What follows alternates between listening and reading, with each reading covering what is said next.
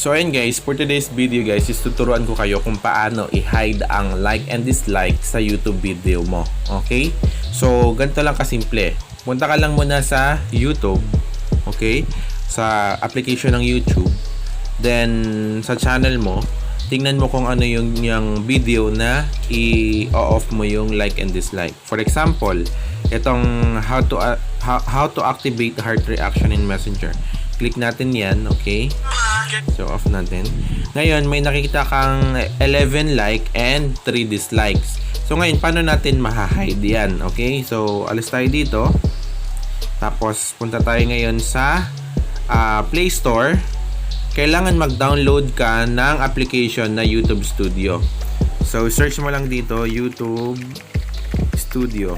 Okay, make sure na meron kang ganitong applications para mas mabilis mo siyang So currently guys, meron na akong YouTube Studio.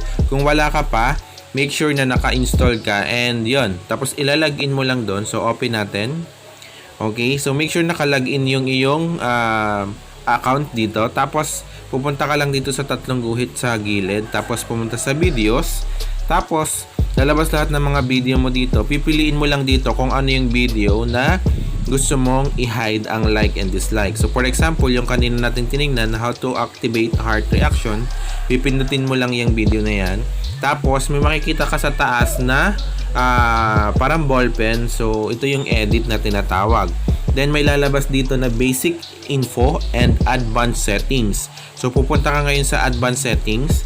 I-scroll up mo lang siya. May makikita kang comments, allow comments, and users can view ratings for this video. So i-off mo lang ito, then isi-save. So ganun lang siya kabilis guys. And yan, so pagpunta mo ngayon sa YouTube, okay, so balik tayo sa YouTube ngayon. Pagpunta mo dito guys, okay, dun sa video mo na itatago mo yung so kanina may nakita tayong 11 likes and 3 dislikes. Okay, so may nakikita ka dito, wala na siya. Ang nakalagay na lang like and dislike.